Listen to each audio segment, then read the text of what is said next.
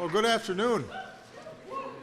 And Sabah, thank you for the wonderful introduction and for your example, your devotion to your faith and your education and your service to others. You're an inspiration. You're going to be a fantastic doctor. And I suspect, Sabah, your parents are here because they wanted to see you. So where's Sabah's parents? There you go. Yay. Let's give. Good job, Mom. She did great, didn't she? She was terrific. To everyone here at the Islamic Society of Baltimore, thank you for welcoming me here today. I want to thank Muslim American leaders from across this city and this state, and some who traveled even from out of state to be here.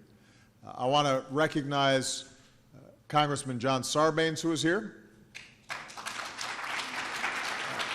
as well as two other great leaders in Congress and proud Muslim Americans, Congressman Keith Ellison from the great state of Minnesota, and Congressman Andre Carson from the great state of Indiana.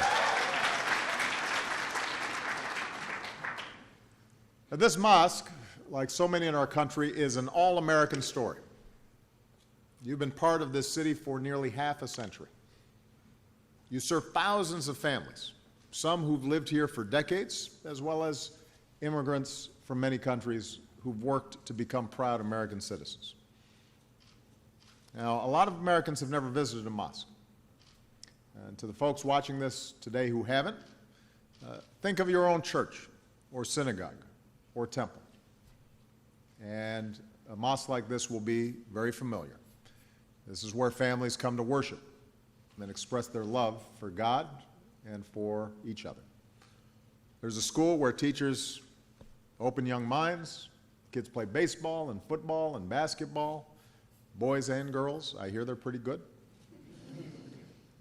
Cub Scouts, Girl Scouts meet, recite the Pledge of Allegiance here.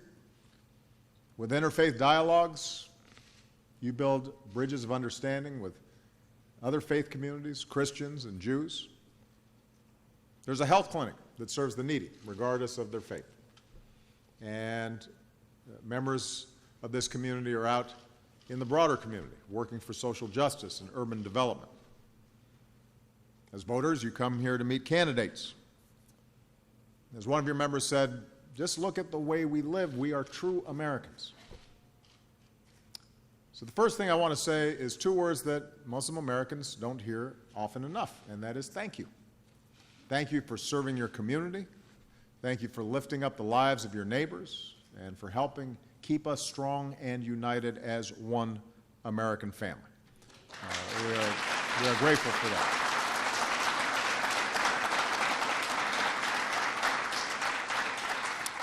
Now, this brings me to the other reason I wanted to come here today. I know that in Muslim communities across our country, this is a time of concern and, frankly, a time of some fear. Like all Americans, you're worried about the threat of terrorism. But on top of that, as Muslim Americans, you also have another concern, and that is your entire community so often is targeted or blamed for the violent acts of the very few. The Muslim American community remains relatively small, so several million people in this country, and as a result, most Americans don't necessarily know, or at least don't know that they know, a Muslim personally. And as a result, many only hear about Muslims and Islam from the news after an act of terrorism, or in distorted media portrayals in TV or film, all of which gives this hugely distorted impression. And since 9/11, but more recently since the attacks in Paris and San Bernardino, you've seen too often people conflating the horrific acts of terrorism with the beliefs of an entire faith. And of course, recently we've heard inexcusable political rhetoric against Muslim Americans that has no place in our country. No surprise then that threats and harassment of Muslim Americans have surged. Here at this mosque, twice last year, threats were made against your children. Around the country, women wearing the hijab, just like Saba, have been targeted. We've seen children bullied. We've seen mosques vandalized. Sikh Americans and others who are perceived to be Muslims have been targeted as well. I just had a chance to meet with some extraordinary Muslim Americans from across the country who are doing all sorts of work. Some of them are doctors. Some of them are community leaders, religious leaders. All of them were doing extraordinary work, not just in the Muslim community, but in the American community. And they're proud of their work in business and education and on behalf of social justice and the environment and education. I should point out they were all much younger than me, which is happening more frequently these days. And you couldn't help but be inspired hearing about the extraordinary work that they're doing. But you also could not help but be heartbroken to hear their worries and their anxieties. Some of them are parents, and they talked about how their children were asking, are we going to be forced out of the country? Or are we going to be rounded up? Why do people treat us like that? Conversations that you shouldn't have to have with children. Not in this country. Not at this moment. And that's an anxiety echoed in letters I get from Muslim Americans around the country. I've had people write to me and say, I feel like I'm a second-class citizen. I've had mothers write and say, my heart cries every night thinking about how our daughter might be treated at school. A girl from Ohio, 13 years old, told me, I'm scared. A girl from Texas signed her letter, a confused 14-year-old trying to find her place in the world. These are children just like mine. And the notion that they would be filled with doubt and questioning their place in this great country of ours, at a time when they've got enough to worry about. It's hard being a teenager already. That's not who we are. We're one American family, and when any part of our family starts to feel separate or second class or targeted, it tears at the very fabric of our nation.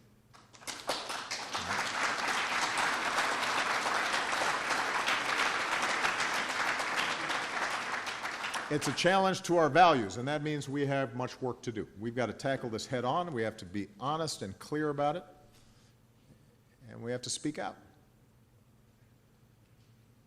This is a moment when, as Americans, we have to truly listen to each other and learn from each other. And I believe it has to begin with a common understanding of some basic facts. And you know, I express these facts, although they'd be obvious to many of the people in this place, because unfortunately it's not facts that are communicated on a regular basis through our media. So let's start with this fact. For more than 1,000 years, people have been drawn to Islam's message of peace. And the very word itself, Islam, comes from salam, peace. The standard greeting is, Assalamu alaikum, peace be upon you. And like so many faiths, Islam is rooted in a commitment to compassion and mercy and justice and charity. Whoever wants to enter paradise, the Prophet Muhammad taught, let him treat people the way he would love to be treated.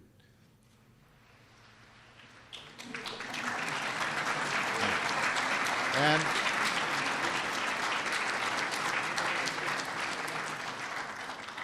for Christians like myself, I'm assuming that sounds familiar.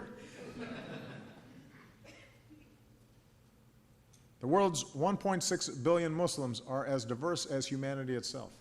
They are Arabs and Africans. They're from Latin America to Southeast Asia, Brazilians, Nigerians, Bangladeshis, Indonesians. They are white and brown and black. There's a large African American Muslim community. That diversity is represented here today. A 14-year-old boy in Texas who's Muslim spoke for many when he wrote to me and said, "We just want to live in peace." So here's another fact. Islam has always been part of America. Starting in colonial times, many of the slaves brought here from Africa were Muslim. And even in their bondage, some kept their faith alive. A few even won their freedom and became known to many Americans. And when enshrining the freedom of religion in our Constitution and our Bill of Rights, our founders meant what they said when they said it applied to all religions. You know, back then, Muslims were often called Mohammedans. And Thomas Jefferson explained that the Virginia statute for religious freedom he wrote was designed to protect all faiths. And I'm quoting Thomas Jefferson now, the Jew and the Gentile, the Christian and the Mohammedan.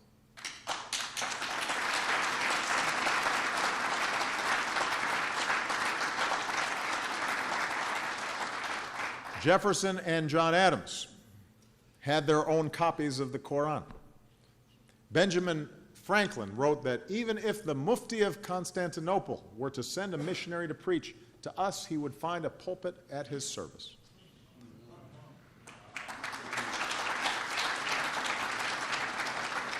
So this is not a new thing.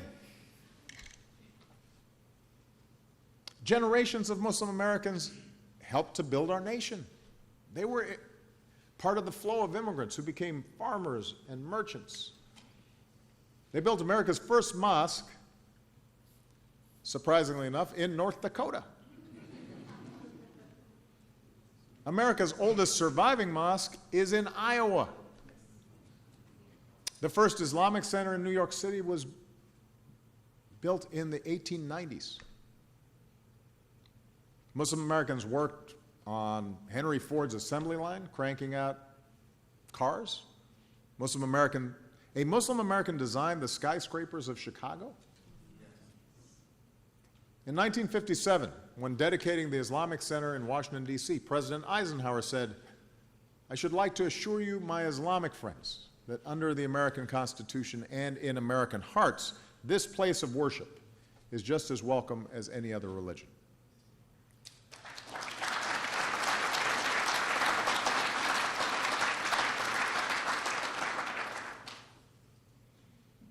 And perhaps the most pertinent fact, Muslim Americans enrich our lives today in every way. They're our neighbors, the teachers who inspire our children, the doctors who trust us with our health, future doctors like Saba.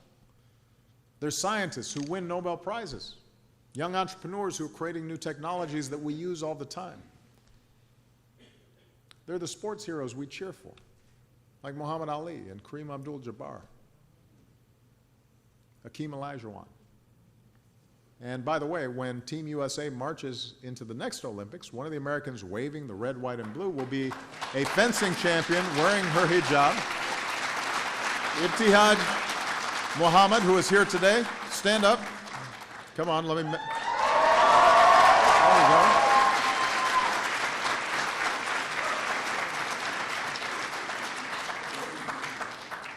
I told her to bring home the gold. Not to put any pressure on you. Muslim Americans keep us safe. They're our police and our firefighters. They're in Homeland Security, in our intelligence community. They serve honorably in our armed forces, meaning they fight and bleed and die for our freedom. Some rest in Arlington National Cemetery.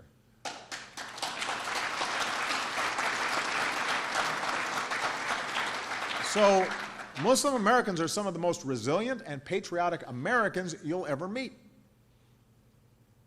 We're honored to have some of our proud Muslim American service members here today. Please stand if you're here, and so we can thank you for our service.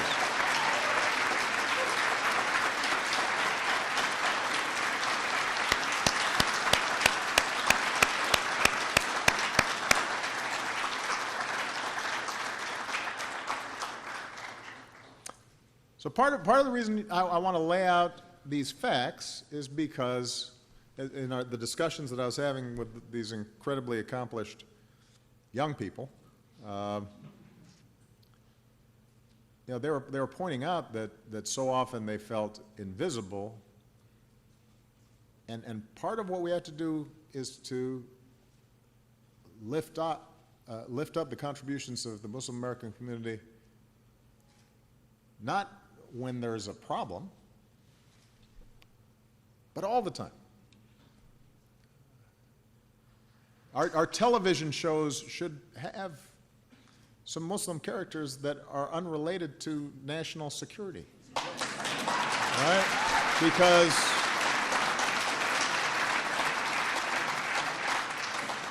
it's not that hard to do.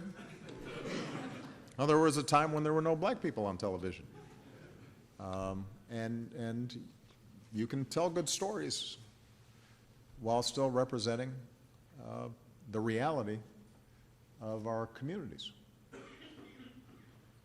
Now, we do have another fact that we have to acknowledge. Even as the overwhelming majority, and I repeat, the overwhelming majority of the world's Muslims embrace Islam as a source of peace, it is undeniable that a small fraction of Muslims propagate a perverted interpretation of Islam.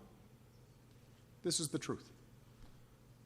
Groups like Al-Qaeda and ISIL, they're not the first extremists in history to misuse God's name. We've seen it before across faiths.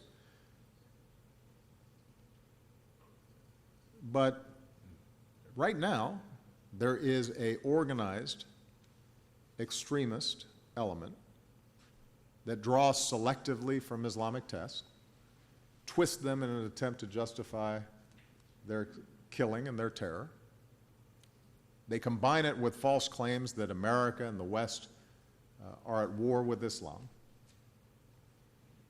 And this warped thinking that has found adherents around the world, including, as we saw tragically in Boston and Chattanooga and San Bernardino, is real. It's there. And it creates tensions and pressure that disproportionately burden the overwhelming majority of law-abiding Muslim citizens. And the question then is, how do we move forward together? How do we keep our country strong and united? How do we defend ourselves against organizations that are bent on killing innocents? And it can't be the work of any one faith alone. It can't be just a burden on the Muslim community, although the Muslim community has to play a role. We all have responsibilities. So with the time I have left, I just want to suggest a few principles that I believe can guide us. First, at a time when others are trying to divide us along lines of religion or sect, we have to reaffirm that most fundamental of truths. We are all God's children. We're all born equal with inherent dignity. And so often we focus on our outward differences and we forget how much we share. Christians, Jews, Muslims, we're all, under our faiths, descendants of Abraham. So mere tolerance of different religions is not enough. Our faiths summon us to embrace our common humanity. O mankind, the Quran teaches, we have made you peoples and tribes that you may know one another.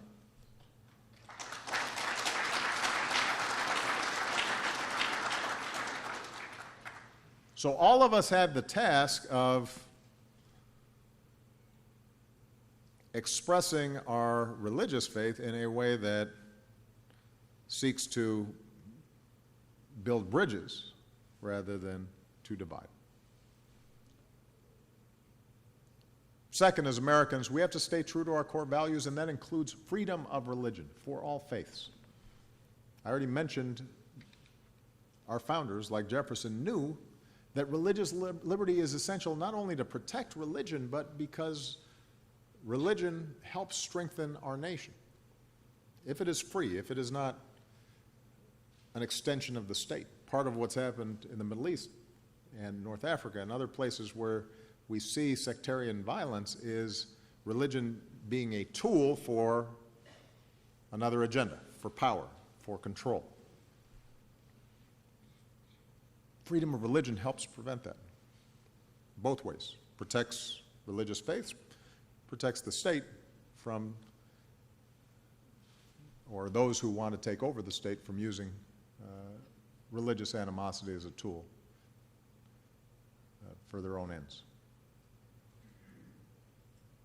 That doesn't mean that those of us with religious faith should not be involved. We have to be active citizenry. But we have to respect the fact that we have freedom of religion. Remember, many preachers and pastors fought to abolish the evil of slavery. People of faith advocated to improve conditions for workers and ban child labor. Dr. King was joined by people of many faiths challenging us to live up to our ideals. And that civil activism, that civic participation that's the essence of our democracy, it is enhanced by freedom of religion. Now, we have to acknowledge that there have been times where we have fallen short of our ideals. By the way, Thomas Jefferson's opponents tried to stir things up by suggesting he was a Muslim. So I was not the first.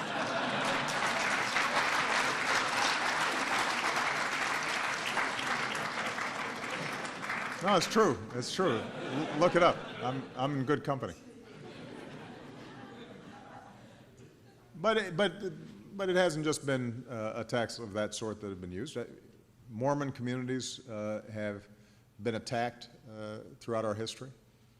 Catholics, including most prominently JFK, John F. Kennedy, when he ran for president, was accused of being disloyal. There was a suggestion that he would be taking orders from the Pope as opposed to upholding his constitutional duties.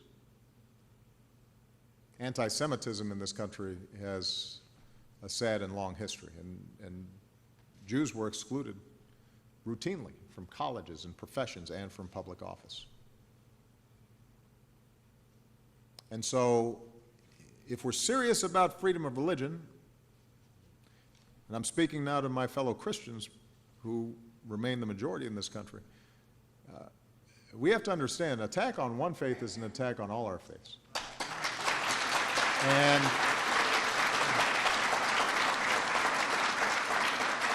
And when any religious group is targeted, we all have a responsibility to speak up.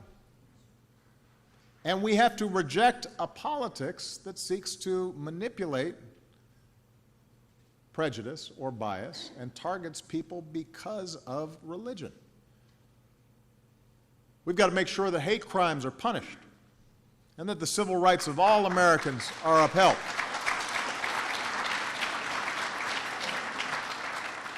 And just as faith leaders, including Muslims, must speak out when Christians are persecuted around the world, or when anti-Semitism is on the rise. Because the fact is that there are Christians who are targeted now in the Middle East, despite having been there for centuries. And there are Jews who've lived in places like France for centuries, who now feel obliged to leave because they feel themselves under assault, sometimes by Muslims. We have to be consistent in condemning hateful rhetoric and violence against everyone, and that includes against Muslims here in the United States of America. So, none of us can be silent. We can't be bystanders to bigotry. And together we've got to show that America truly protects all faiths.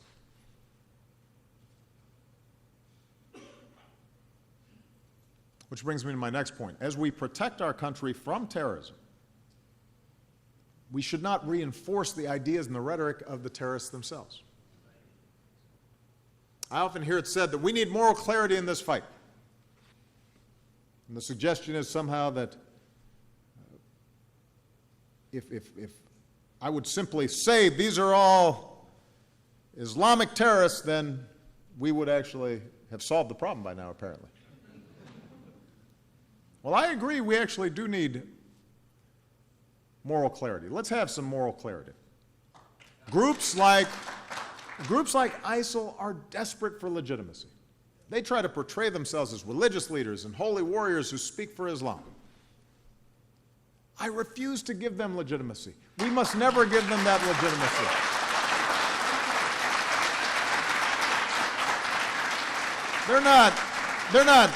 They're not defending Islam. They're not defending Muslims. The vast majority of the people they kill are innocent Muslim men, women, and children.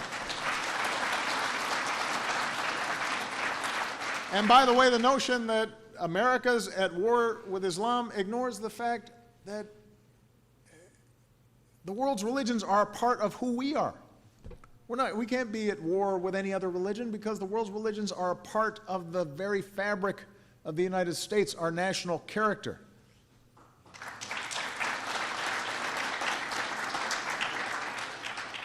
So the best way for us to fight terrorism is to deny these organizations legitimacy and to show that here in the United States of America, we do not suppress Islam. We celebrate and lift up the success of Muslim Americans. That's how we show the lie that they're trying to propagate. We shouldn't play into terrorist propaganda. And we can't suggest that Islam itself is at the root of the problem. That betrays our values. It alienates Muslim Americans. It's hurtful to those kids who are trying to go to school and are members of the Boy Scouts and are thinking about joining our military. That kind of mindset helps our enemies. It helps our enemies recruit. It makes us all less safe. So let's be clear about that.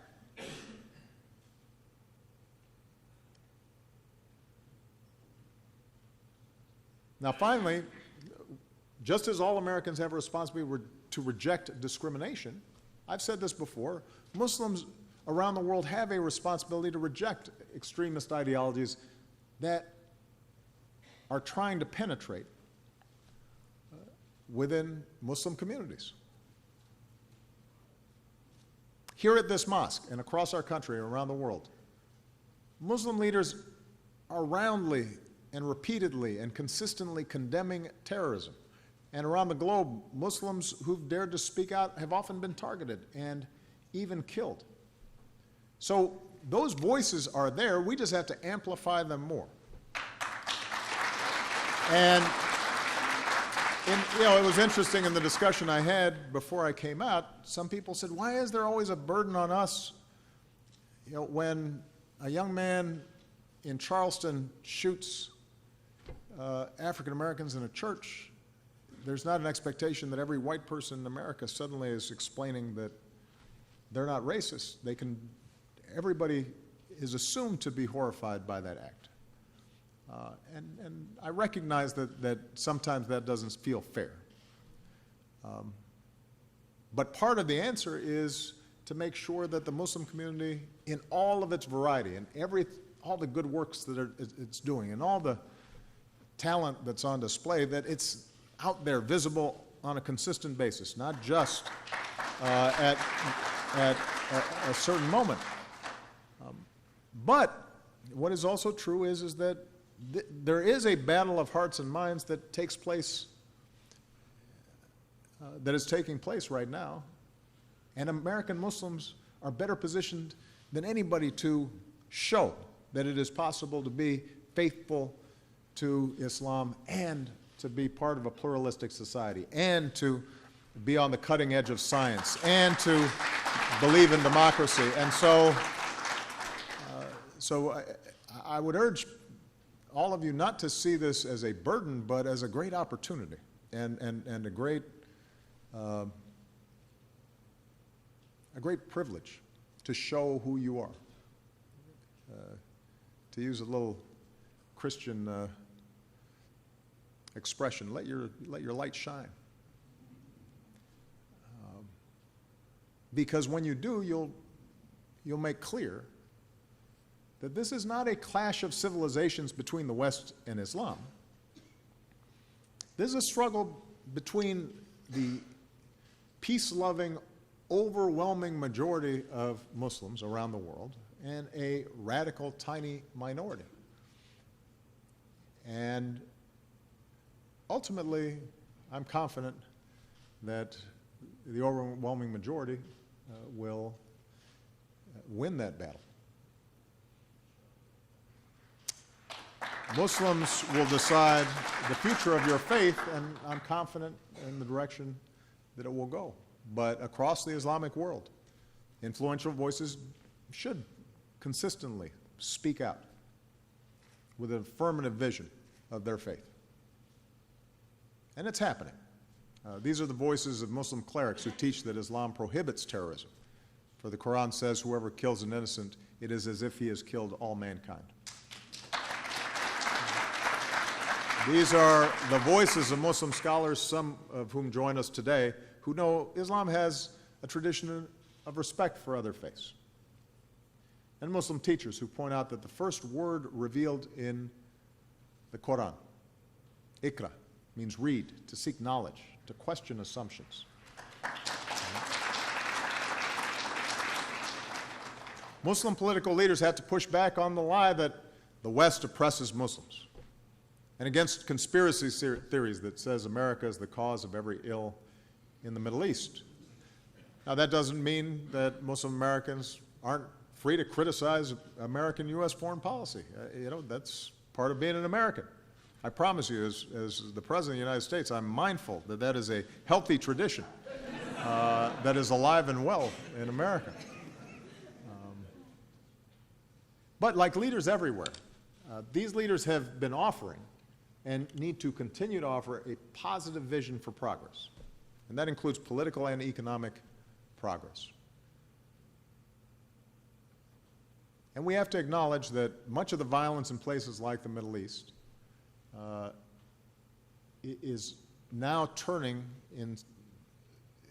into fights between sects, Shia, Sunni, and others, where differences are often exploited to serve political agendas, as I said earlier. And this bloodshed is destroying Muslim families and communities, and there has to be global pressure to have the vision and the courage to end this kind of thinking and this approach to organizing political power. It's not historically unique.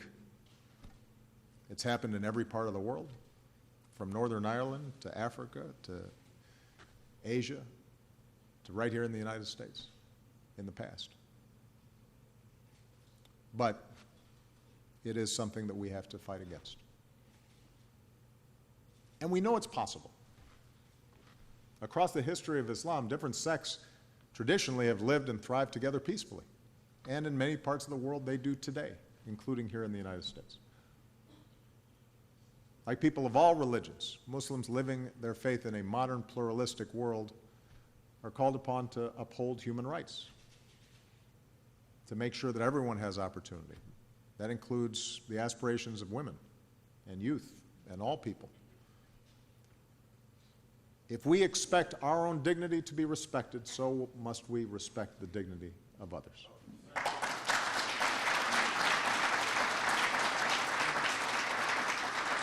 So let me conclude by saying that as Muslim communities stand up for the future that you believe in, that you exhibit in your daily lives, as you teach your children, America will be your partner. We will I will do everything I can to lift up the multiplicity of Muslim voices that promote pluralism and peace. We will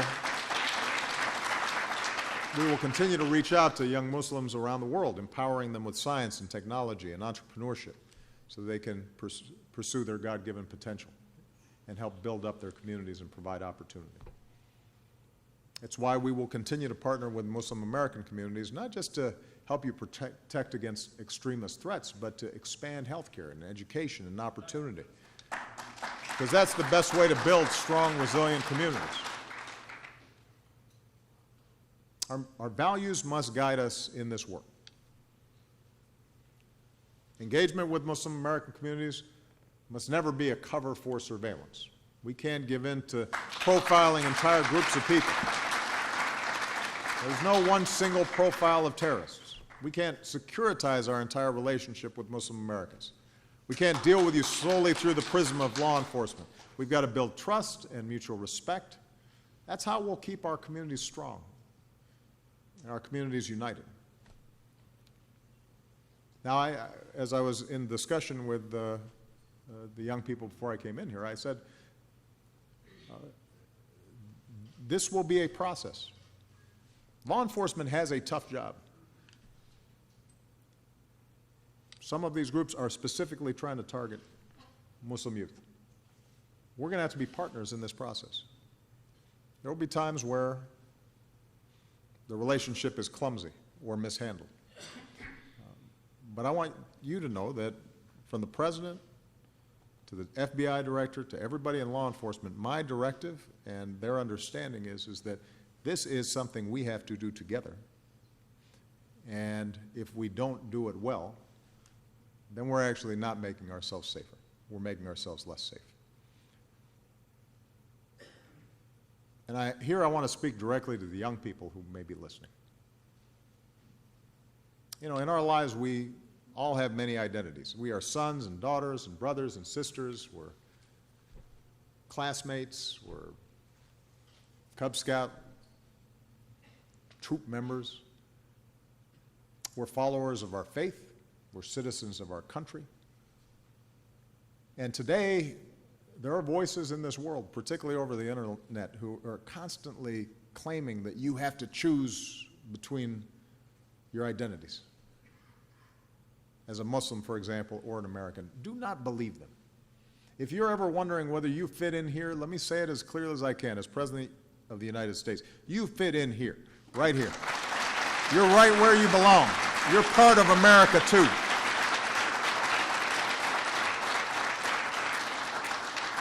You're not Muslim or American, you're Muslim and American. And don't grow cynical.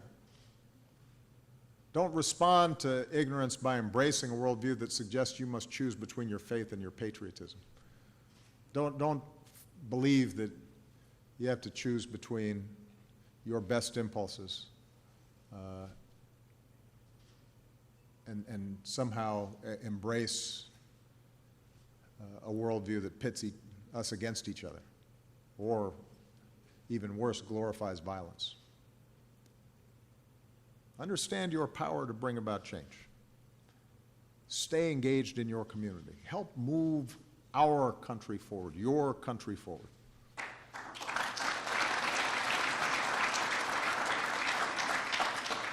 We are blessed to live in a nation where even if we sometimes stumble, even if we sometimes fall short, we never stop striving for our ideals. We keep moving closer to that more perfect union. We're a country where if you work hard and if you play by the rules, you can ultimately make it, no matter who you are or how you pray.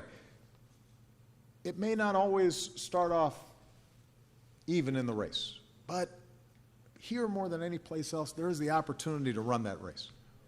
And as we go forward, I want every Muslim American to remember you are not alone. Your fellow Americans stand with you, just as Saba described her friends after she decided that she was going to start wearing a hijab. That's not unusual.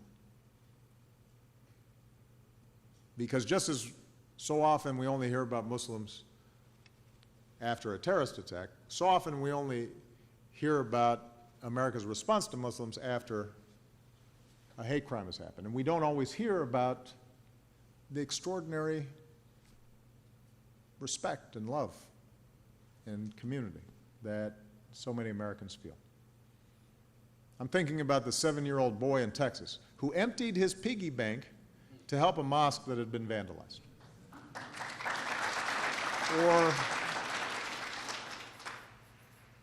Or all the faith communities that rallied around Muslim Americans after the tragedy in Chapel Hill.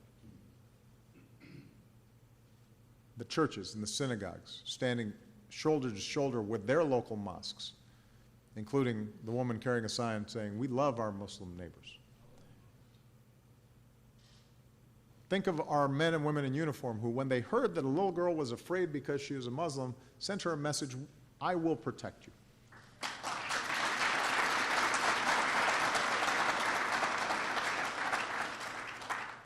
I want every American to remember how Muslim communities are standing up for others as well. Because right now, as we speak, there are Muslims in Kenya who save Christians from terrorists, and Muslims who just met in Morocco to protect religious minorities, including Christians and Jews.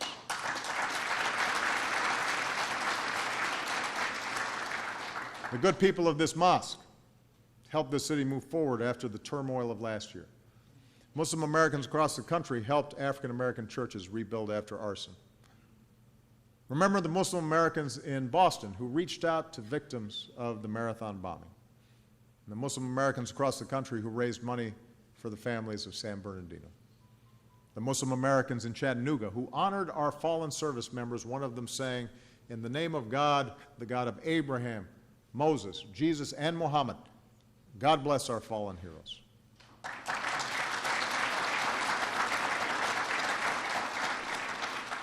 We are one American family. We will rise and fall together. It won't always be easy. There will be times where our worst impulses are given voice. But I believe that ultimately our best voices will win out. And that gives me confidence and faith in the future. After more than 200 years, our blended heritage, the patchwork quilt which is America, that is not a weakness, that is one of our greatest strengths. It's what makes us a beacon to the world. It's what led that mother who wrote to me, the one who worries about her young daughter, it led her to end her letter with hope. Despite her fears, she said, "I still believe in one nation, under God, indivisible, with liberty and justice for all." May God's peace be upon you. May God bless the United States of America. Thank you very much, everyone.